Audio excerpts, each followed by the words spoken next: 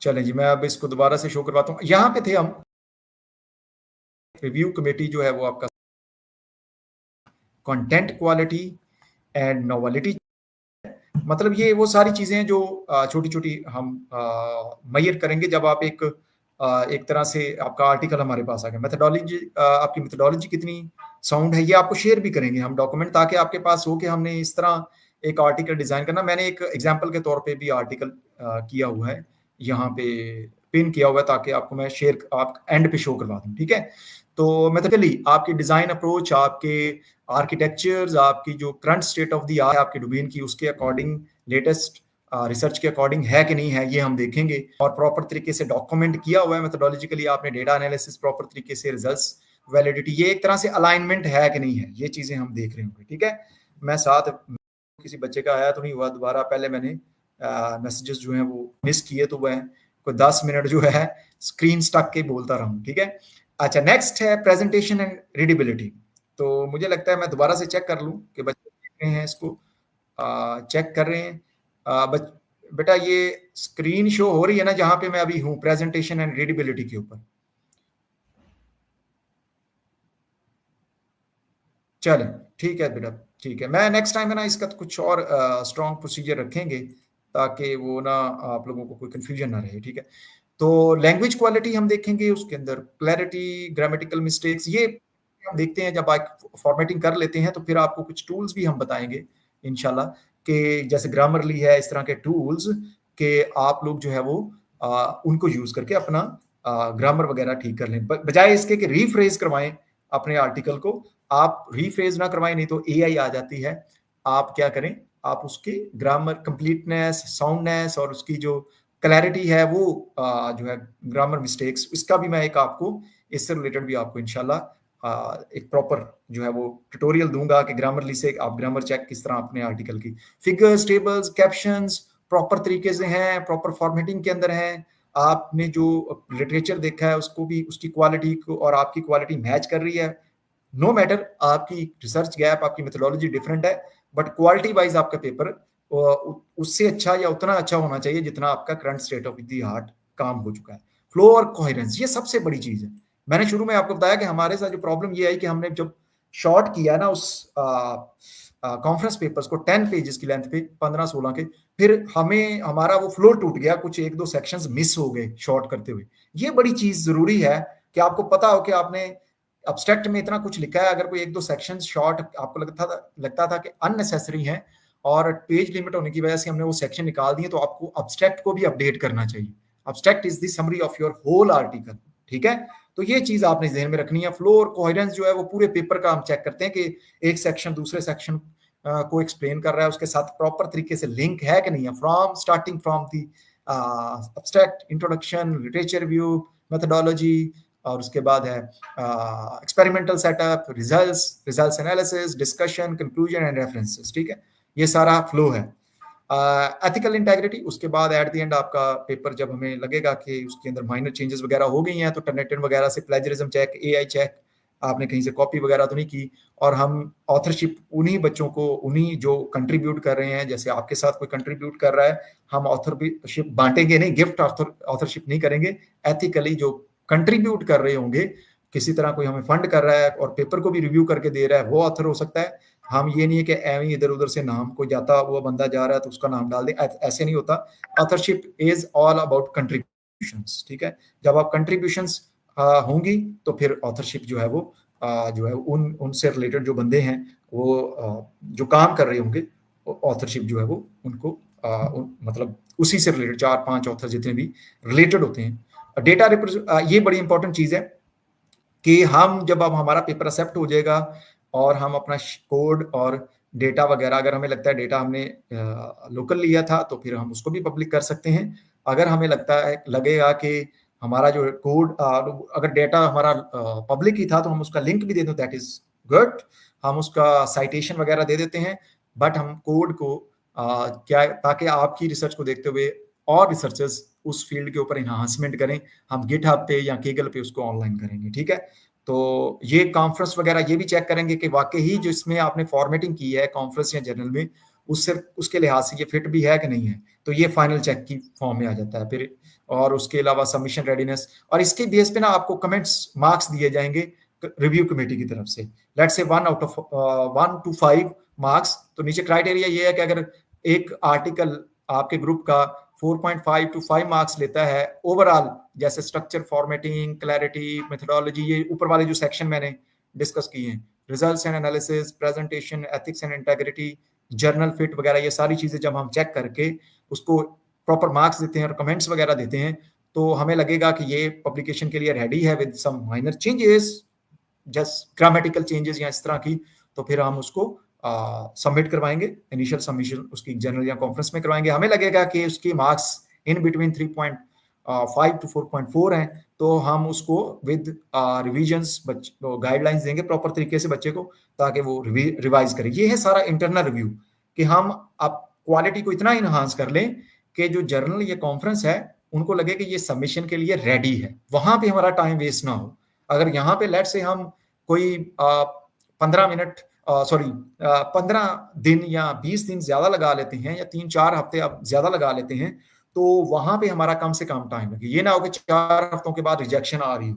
इतना स्ट्रॉन्ग कर लें हम अपने आर्टिकल को कि विद इन 3 to 4 वीक्स हमें पता चले कि वो रिव्यू में चला गया है, और अगले 1-2 महीने में हमें पता चले कि उसकी कोई रिवीजन आ गई है, माइनर या मेजर, और वो पब्लिकेशन के लिए उन्होंने एक्सेप्ट कर ली है। That is it. ये मकसद है सारी ये स्क्रीनिंग का, कि आपके आर्टिकल्स की हमने स्क्रीनिंग करनी है प्रॉपर तरीके से। ये ना हो कि उसमें ब्लंडर्स आए। हमने कुछ चीजें फेस की, तो इस वजह से मैंने, ये है ब्रीफ रिव्यू। मैं देख लूं कि बच्चे कितने अभी हैं, सॉरी, जस्ट टू चेक।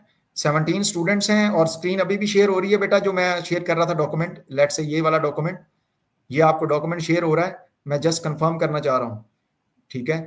फिर मैं इसको फाइनल चेक देता हूं, और आपको नई स्क्रीन शेयर करके जल्दी से 10 मिनट में हम फ्री करते हैं। अच्छा, उसके बाद ये देखें, ये देखें, ये है हमारा मेन मकसद, कि भाई आपने ड्राफ्ट तैयार किया, कमेटी ने आपको सजेशंस दी, या आपने भी कोई सजेशन दी, आपने प्रपोज किया जर्नल या कॉन्फ्रेंस के इसके लिए हमारा बेस्ट है, हमने उसको एनालाइज किया, आपने ड्राफ्ट को तैयार कर लिया अकॉर्डिंग टू द जर्नल और conference guidelines. This one is the second step, ठीक है।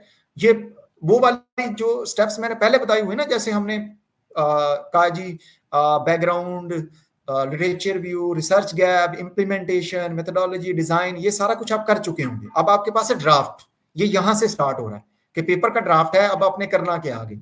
आपने गाइडलाइंस फॉलो की कॉन्फ्रेंस या जर्नल की, उसके अंदर ड्राफ्ट तैयार किया, आपने रिव्यू ड्राफ्ट, ठीक है। रिव्यू कमेटी ने बेस्ड ऑन दीज, आपको पिछले वाला हाफ जो हमने कंप्लीट किया, तो based on these parameters review committee ने डिसीजन लिया कि क्या ये विद माइनर चेंजेस एक्सेप्टेड है, मेजर चेंज, अगर मेजर चेंजेस है तो हम कहते हैं ये वाला बॉक्स जो ना, एक्चुअली ये वाला बॉक्स रिपीट हो रहा है, ये वाला बॉक्स अगर नो है यहाँ पे, हम कहेंगे आर्टिकल अभी क्लियर नहीं है, इसकी इतनी मेथोडोलॉजी इतना स्ट्रांग नहीं है, साइंटिफिकली इतना स्ट्रांग नहीं है, और इसके अंदर मिस्टेक्स भी बहुत ज्यादा हैं। तो ये स्टेप एक्चुअली, ये वाला प्रिपेयर इनिशियल ड्राफ्ट, ये वाला ये स्टेप है, ये वाला एरो यहाँ पे आना चाहिए, ये एरो यहाँ पे आएगा। दोबारा से आप ड्राफ्ट को तैयार करेंगे, जो सजेशंस होगी कमेटी की, आप उसको फुलफिल करके दोबारा सबमिट करवा देंगे, ठीक है। मे भी आपको 15 ज्यादा लग जाए, ठीक है, बट आपका एक तरह से वो इंटरनल रिव्यू इतना स्ट्रांग हो जाएगा कि आपके पेपर में जाके इतना टाइम वेस्ट नहीं होगा। हम ये चाहते हैं कि वहां पे जाके हम बच्चा साल वेट ना करे, 6-6 माह वेट ना करे, वहां पे उसको 3-4 माह में कोई रिजल्ट मिल रहा हो, ठीक है। तो अगर माइनर रिवीजन है तो वो with in 2 days, 4 days, 1 week आप दोबारा से देते हैं हमें, आप प्रेजेंट करेंगे उसको। मैं प्रेजेंटेशन का टेम्पलेट भी शेयर करता हूं आपको, उस टॉपिक को प्रेजेंट करेंगे, फिर हम उसमें अगर कोई भी छोटी मोटी भी चेंज होगी कहेंगे, और फिर हम बाद में 1 वीक के अंदर अंदर आप वो चेंजेस कर लेंगे, हम आपकी जर्नल या कॉन्फ्रेंस के अंदर जिसमें आपने फॉर्मेट किया होगा अपना आर्टिकल, उसको सबमिट करवा देंगे। That is it.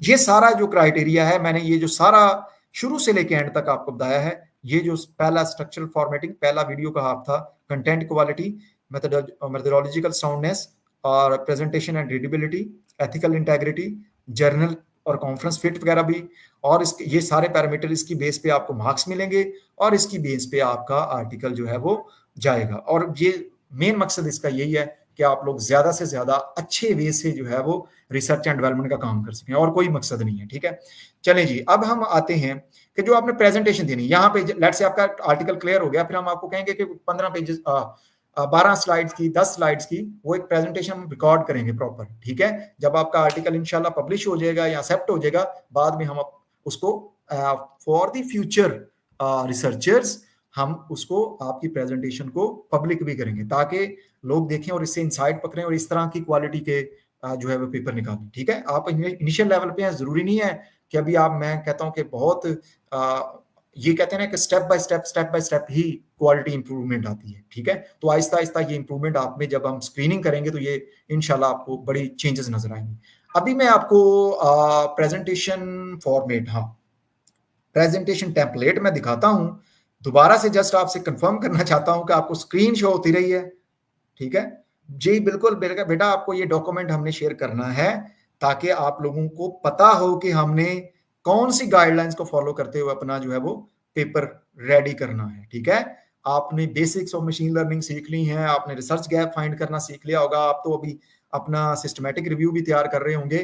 तो चाहे सिस्टमैटिक रिव्यू है, चाहे इंप्लीमेंटेशन बेस्ड पेपर है, हम उसको इंटरनल रिव्यू कमेटी जो है उसको स्क्रीन किया करेगी, ताकि जो भी आपकी पब्लिकेशन हो, हम कोलैबोरेशन के साथ हमारी जो पब्लिकेशन जाएंगी, जो भी वो टाइम हम जरूर दें, बट वो प्रोडक्टिव टाइम हो, और वो जो रीडर्स हों जब वो ऑनलाइन जाए, आपकी सारी जिंदगी वो कह लें कि आपकी प्रोफाइल के साथ वो अटैच रहनी। देखें ना, सारी जिंदगी उसका इम्पैक्ट है, आपके प्रोफाइल के साथ वो अटैच है। तो वो जो भी रीडर पढ़े उसको ये ना लगे कि इसमें बहुत सारी मसले हैं, इसके आर्किटेक्चर्स के मसले हैं, टेबल्स के मसले हैं, कोहेरेंसी के मसले हैं, फ्लो के मसले हैं। ये चीजें आप इतने 100% नहीं तो 99% आप उसको फुलफिल करके दें। ठीक है, तो अभी मैं प्रेजेंटेशन आपको इस तरह की, कोई आपको प्रेजेंटेशन हम कहेंगे, ये जस्ट इट्स एन एग्जांपल कि आपको कहें जी आप अपने टॉपिक तैयार करें, अपने जो है वो सुपरवाइजर, अपने ग्रुप मेंबर्स के नाम लिखें, और उसके बाद ये वाले कि इंट्रोडक्शन क्या है, स्टेट ऑफ द आर्ट आपने अपने पेपर की डिस्कस करनी है, रिसर्च ऑब्जेक्टिव्स, मेथोडोलॉजी। मैं आपको ना इसका एक टेम्पलेट सिंपल सा शो कर दूंगा, डेटा सेट डिस्क्रिप्शन, परफॉर्मेंस, ये रिव्यू कमेटी से क्लियर हो चुका होगा आपका आर्टिकल, फिर आपको ये पता होगा कि ये वो चीज है जो हम सबमिट करवाने जा रहे हैं, और हम कॉन्फिडेंस के साथ इसको प्रेजेंट कर सकते हैं। ठीक है, परफॉर्मेंस एनालिसिस आपने क्या किया है, मेथोडोलॉजी आपकी क्या थी, कंपैरिजन विद एग्जिस्टिंग वर्क आपने टेबल्स वगैरह की फॉर्म में, विजुअलाइजेशन की फॉर्म में किया है, conclusion and future directions, these are the different like, मतलब ये वो डिफरेंट सब हेडिंग्स थी, उसके टेबल ऑफ कंटेंट्स थे स्लाइड्स के, वो जो मैं आपको शो करवा रहा हूं। तो this is the actual, let's say 10 slides, 12 slide, 15 slides की ये एक प्रेजेंटेशन होगी। समझ आ रही बात की, जो कि इन एक्चुअल कंटेंट्स को फॉलो कर रही होंगी। ठीक है, इनमें एक आध कंटेंट आगे पीछे हो सकता है कि मतलब आपको लगता है कि ये एक इंपॉर्टेंट कंटेंट है एक्सपेरिमेंटल सेटअप का, वो भी मैं यहाँ पे ऐड कर दूं। ठीक है, मेथोडोलॉजी के अंदर एक्सपेरिमेंटल सेटअप, उसके अंदर आप डेटा सेट डिस्क्रिप्शन देना चाह रहे हैं, मतलब इट डिपेंड्स अपॉन के 2-3 हेडिंग्स या कंटेंट्स आप ऐड कर सकते हैं। मोर और लेस जो आपका मेन टेम्पलेट होगा वो आपकी प्रेजेंटेशन का, जो आपकी इंटरनल रिव्यू पास कर चुका होगा आपका पेपर, उसका यही होगा। तो आपको 15-20 मिनट दिए जाएंगे ताकि आप अपना टॉपिक प्रेजेंट करें, और आपके अंदर इतना कॉन्फिडेंस आए कि आप कल कोई इंटरनेशनल लेवल पे भी वो प्रेजेंट कर सकें। मेरा ये मकसद है। ठीक है, मैं नहीं चाहता कि मैं सारे आर्टिकल्स प्रेजेंट करूं। ठीक है, ये ना ही मेरी ख्वाब है।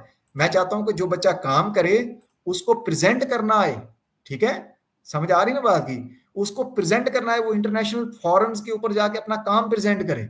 ठीक है, जब उसका आर्टिकल वो होता है, एक्सेप्ट होता है, तो मेरे लिए खुशी की बात होगी कि बच्चा भी कहे कि सर मैं भी प्रेजेंट कर सकता हूं, क्योंकि वो इंटरनल जो है वो पास कर चुका होगा, उसकी सारी एक तरह से वो रिगरस ट्रेनिंग हो चुकी होगी, तो वो प्रेजेंट कर रहा होगा। That is it. मतलब मुझे सर्टिफिकेट अल्हम्दुलिल्लाह इतने सर्टिफिकेट्स हैं कि वो खत्म नहीं होते। ठीक है, तो मुझे ये नहीं है कि मुझे एक सर्टिफिकेट मिल जाएगा और खुशी हो जाएगी कि मैं प्रेजेंटर था। आई एम योर को author, I am supervising you, but अगर आप प्रेजेंट, मतलब आमतौर पे कॉन्फ्रेंसेस के अंदर ये प्रेजेंट करने होते हैं, जनरल में ये प्रेजेंटेशन नहीं होती। तो जब कॉन्फ्रेंस में कहीं पे प्रेजेंट करने की बारी आएगी तो मैं आपको चांसेस दूंगा कि क्या आप इतने कॉन्फिडेंट हैं, और कॉन्फिडेंस कहां से आएगा, आपकी इंटरनल प्रेजेंटेशन से। समझ आ रही बात की, ये असल मकसद है। ठीक है, तो last but not the least, ये देखें जी, ये हमारी करंट जो प्रोग्रेस है। मैं आखिरी चीज जो बताना चाह रहा था आपको, बल्कि मैं आपको दिखा दूं कि ये देखें, एक पेपर की फ्लो, पहले फ्लो दिखा देता हूं। ये एब्स्ट्रैक्ट है, ये ना किसी जर्नल की गाइडलाइंस के अकॉर्डिंग फॉर्मेट हुआ हुआ है। IEEE, ये मेरे ख्याल में कॉन्फ्रेंस है, इसमें ये फॉर्मेटिंग इसकी हुई हुई है, ठीक है। तो ये देखें, इसकी प्रॉपर फॉर्मेटिंग, इसकी प्रॉपर साइटेशंस, प्रॉपर आर्किटेक्चर्स। ये मैं ना आपको जस्ट एक ओवरव्यू दे रहा हूं, मेथोडोलॉजी का प्रॉपर सेक्शन। ये IEEE को उन्होंने गाइडलाइंस को फॉलो किया कि ये हेडिंग किस तरह देनी है, कलर कैसे होगा, ये उसको जो है वो नंबरिंग किस तरह करनी है, अल्फाबेटिकली किस तरह उसको अरेंज करना है, या आर्किटेक्चर्स उनके देखें। ये नीचे देखें, इक्वेशंस किस तरह एक्सप्लेन किया हुआ है, साइड किया हुआ है इक्वेशंस को, ठीक है। ये चीज है कि आपको सिखाने का मकसद ये नहीं है कि आप सिर्फ एक, उन्होंने कहा जो हमारा HID हाई डिफ्यूजन मॉडल उन्होंने बनाया है, उसने उन्होंने कहा ये उसका एल्गोरिथम है, उन्होंने ऐड किया और साथ उसका साइड बाय साइड कैसे होती है, ठीक है। तो डिपेंड करता है, ये ट्रेनिंग का प्रोसीजर है और ये इन्फ्रेंस का प्रोसीजर है। उन्होंने देखे कितने अच्छे वे से इसको स्ट्रक्चराइज किया हुआ है। ये जस्ट मैं आपको एक तरह से एक प्रॉपर फॉर्मेटेड, बहुत हाई लेवल नहीं बट प्रॉपर फॉर्मेटेड आपको वो आर्टिकल दिखा रहा हूं, जिसके अंदर सेक्शंस जो है प्रॉपर तरीके से मैनेज किए हुए हैं। एक्सपेरिमेंटल सेटअप के अंदर उन्होंने डाटा सेट बयान किए हुए हैं और उनके प्रॉपर उन्होंने रेफरेंसेस दिए हुए हैं, और एट द एंड ये रेफरेंसेस में मौजूद होंगे। फिर डिफरेंट टेक्निक्स के साथ प्रेजेंट की उसको कंपेयर किया हुआ। ये देखें, एंड पे उनका कंपैरिजन है। ये सारी वो टेक्निक्स हैं जो एग्जिस्टिंग टेक्निक्स हैं, ठीक है। ये वाली भी एग्जिस्टिंग टेक्निक्स हैं, ये इनका काम है, ठीक है, जो इन्होंने एग्जिस्टिंग टेक्निक के साथ कंपेयर किया हुआ। तो आप ही अपनी फील्ड के अंदर जब देखेंगे आपको नजर आएंगी ये चीजें, ठीक है। फिर डिफरेंट डिफरेंट वे से इन्होंने जो है वो अपने काम को डिफरेंट डिफरेंट पैरामीटर्स के को यूज करते हुए प्रेजेंट किया हुआ है। तो आप हम अभी बेसिक पेपर अगर आप मशीन लर्निंग के लिख रहे हैं तो आप में भी 2 या 3 टेबल्स ऐड कर रहे हो। यहाँ पे बड़े एक्सटेंसिव टेबल्स उन्होंने ऐड किए हुए हैं based on different parameters, based on different data sets, based on different algorithms जो उन्होंने यूज किए हैं 2 से 3 डोमेन्स के लिए। तो एक पेपर उन्होंने ये एक्सटेंसिव किस्म का डिजाइन किया हुआ है, जिसका टाइटल है, ये टाइटल मैं आपको दिखा देता हूं, hybrid diffusion framework for medical image segmentation, ठीक है। तो आप भी इंशाल्लाह ये फ्यूचर में करेंगे, ये अपने घबराना नहीं है कि ये बहुत एक्सटेंसिव चीज है, बट आप अगर शुरू से इतने ज्यादा टेक्निकली स्ट्रांग हो जाएंगे राइटअप में, इम्प्लीमेंटेशन में, फ्लो को मेंटेन करने में, तो लाइफ में आप जो है वो इंशाल्लाह बड़ी बड़ी वंडर्स करेंगे, जो हम चाहते हैं कि आप करें, ठीक है। तो ये हो गया। अब लास्ट, ये वाली लास्ट चीज जो रह गई है, स्क्रीन ब्लर आ रही बेटा, आपका इंटरनेट का इशू होगा। सर ये ठीक से शो नहीं हो रही बेटा। अच्छा चले, मैं अभी दोबारा से इसको शो करवाता हूं। ये पेपर था जो मैंने शो करवाया, अब शो हो रही है? आप बताएं, शो हो रही है पेपर? कोई बच्चा बता दे जल्दी से, फिर मैं नेक्स्ट, हाँ चले, ठीक है। अच्छा, ब्लर अभी ये देखें, अच्छा एंड पे है, कुछ नहीं गया। अब मैं सिर्फ आपको जो दिखाना चाह रहा हूं, अभी शो हो रही है? अभी मुझे बता दें। हाँ हो रही है शो यार, मुझे तो शो हो रही है, आप लोगों को कुछ इंटरनेट का इशू होगा। ये देखें, ये इस तरह की सर्टिफिकेशंस मिलती हैं जब आप, ये अभी हमने करंटली अपने आर्टिकल्स 2 प्रेजेंट किए हैं इंटरनेशनल कॉन्फ्रेंस के अंदर, बैंकॉक के अंदर। तो ये देखिए, ये एक मतलब जो जिसने प्रेजेंट किया उसके लिए, और मेन ऑथर्स जो हैं सारे यहाँ पे, सबकी एक लिस्ट आएगी, ठीक है। ये मैंने प्रेजेंट किया है, साहब ने प्रेजेंट किया है, ठीक है। एक मिनट, मुझे ना बच्चे का किसी का मे भी मैसेज आया हो कि ब्लर आ रही है या कोई इस तरह का, नहीं, ठीक है। तो ये देखें, और फिर ये सारी सर्टिफिकेशंस हैं जो आपको, एक देखें, एक कॉन्फ्रेंस में हमने 2 पेपर आर्टिकल दिए हैं और उन्होंने 3-4 किस्म के हमें सर्टिफिकेशंस दिए हैं। ये दूसरा आर्टिकल है, ये दूसरे आर्टिकल्स की सर्टिफिकेशंस हैं, ठीक है। ये सारे ऑथर्स को भी साथ देते हैं, ये देखें, ये सारे ऑथर्स की है सारी, ठीक है। ये मैंने दोनों अब जो है वो कॉन्फ्रेंसेस के अंदर, मतलब हमारी कंट्रीब्यूशन थी सबकी। तो ये वाला और ये वाला अगर आप देखें सीसी के नाम से, ये मतलब ये सारे ऑथर्स के लिए सर्टिफिकेट होता है। ये होता है जिन्होंने प्रेजेंट किया होता है, जैसे ये मैंने प्रेजेंट एक आर्टिकल किया था, एक शहजाद साहब ने यहाँ पे प्रेजेंट किया था। तो आर्टिकल दोनों में हमारी कंट्रीब्यूशन है, एक उन्होंने प्रेजेंट कर दिया, एक मैंने। बट मैं चाहता हूं कि बच्चे इतने साइंटिफिकली, इतने टेक्निकली स्ट्रांग हो, वो हमें जब उनका आर्टिकल कहीं पे एक्सेप्ट हो, हमें एक प्रेजेंटेशन दे, फिर वो कॉन्फ्रेंस में भी प्रेजेंट करें, डिजिटली कर लें, ऑनलाइन कर लें, ठीक है। ऑनलाइन ही किए हैं अभी हमने, हम वहां पे गए नहीं है। तो that is the only thing जो मोटिवेशन के लिए मैंने आपको बतानी थी कि ये सबको कांग्रेचुलेशंस, हमारे बच्चों को सबको कांग्रेचुलेशंस जिन्होंने इतना अच्छा काम किया। और थोड़े से ब्लंडर से हमने नोट किए और मैंने सोचा कि अब ना हम स्क्रीनिंग क्राइटेरिया कुछ इस तरह का रखें कि हमारे आर्टिकल में कोई ब्लंडर ना आए। जब एक बार वो फाइनल ड्राफ्ट तैयार होके जाए, ऑथर्स जो है रिस्पॉन्सिबिलिटी ले, रिव्यू कमेटी उसकी रिस्पॉन्सिबिलिटी ले, ये ना कोई कहे कि सर ये उनका काम। सबसे पहला काम है जो बंदा ड्राफ्ट कर रहा है वो इस तरह की छोटी छोटी ब्लंडर्स ना करे। आपको पता है कि अब्स्ट्रैक्ट के अंदर अगर एक चीज लिखी है तो वो सेक्शन मौजूद होना चाहिए। अगर वो छांटी करते हुए या छोटा करते हुए पेपर की लेंथ को छोटा हुआ है तो फिर उसको अब्स्ट्रैक्ट में से भी निकाल देना चाहिए कि आपको लगता था कि वो हमने पेपर को लेंथ को मेंटेन किया तो वो चीज वहां से निकल गई है। इस तरह की प्रॉब्लम्स हमें आई थी बट हमने उसको ओवरकम किया अल्हम्दुलिल्लाह। हमने फिर रिक्वेस्ट की कॉन्फ्रेंस को, उन्होंने फिर हमें दोबारा से उसको एडिट करने की इजाजत दी। बड़ी अच्छी चीज नहीं होती कि बार बार हम ये चीजें करें, ठीक है। तो ये मैं just for the sake of motivation आपको सारे सर्टिफिकेट शो करवा रहा हूँ कि ये सारे ऑथर्स के लिए उन्होंने सर्टिफिकेट्स और कुछ मुझे लगता है महीने में 2 महीने में जितना भी टाइम उनका होता है ये कॉन्फ्रेंस के अंदर पब्लिश हो जाएंगे। अब आर्टिकल हमने प्रेजेंट कर दिए हैं, अब ये पब्लिकेशन के लिए रेडी है। तो this is all from my side. अगर आप लोगों के कोई सवाल हैं तो 5 मिनट है आपके पास, हम सवाल जवाब करते हैं। अब यहाँ पे खत्म हो गया जो भी आपको चीज प्रेजेंट मैंने करनी थी। तो मैं इंशाल्लाह ये ना दोनों वीडियोस अभी अनलिस्टेड है, इनको पब्लिक नहीं किया, मैं इनको थोड़ा सा एडिट करके आज नहीं तो कल, ठीक है, इंशाल्लाह इसको जो है मैं पब्लिक कर दूंगा। मैं आपको बता दूंगा जब पब्लिक कर दी तो आप इसको फर्दर फिर भी देख सकते हैं। डॉक्यूमेंट भी आपके साथ शेयर करूंगा। बट आप इसको शेयर करें जितना से जितना हो। जितने भी रिसर्च के लोग हैं, देखिए आप मेरे साथ काम कर रहे हैं, मे बी ये आपकी लक है या मेरी लक है कि आपको इतनी वो फैसिलिटी मिलती है कि हम मीटिंग भी कर लेते हैं, हम ग्रुप में भी हैं। बट कुछ ऐसे लोग होते हैं जो किसी के साथ रिसर्च नहीं खुद करना चाह रहे होते हैं, तो उनको कम से कम चैनल से हेल्प मिल रही हो, ठीक है। इसको जितना ग्रो करवा सकते हैं, चैनल को ग्रो करवाएं। उसका सबसे बड़ा एक बेनिफिट ये है कि इस तरह की कॉन्फ्रेंसेज जो इंटरनेशनल कॉन्फ्रेंसेज हैं $200-300 लेती हैं, तो हमें कोई फंडर ना ढूंढना पड़े हमें मजबूरी में। ये जेहन में चीज रखें, हम जो $200-300 है इस चैनल से अगर हमें वो जनरेट करके दे रहा है, हम अपने पेपर्स की फंडिंग खुद करें। ये मेरा एक छोटा सा वो है, ख्वाब है कि यार हम खुद करें अपने पेपर्स की फंडिंग। इतना ये चैनल इंप्रूव हो गया है, इतना इसके अंदर क्वालिटी कंटेंट हो और इतने लोग, इतने सब्सक्राइबर हों कि वो इसके कंटेंट को देखें। आप प्रमोट करें जितना हो सकता है, ठीक है। मैं कोशिश करूंगा फ्यूचर में हम जितना बच्चे हमारी टीम के इसको प्रमोट करते हैं उसके लिए रिवॉर्ड्स भी रखेंगे, ताकि वो जल्दी से जल्दी जितना हो ये मोनेटाइजेशन की तरफ जाए।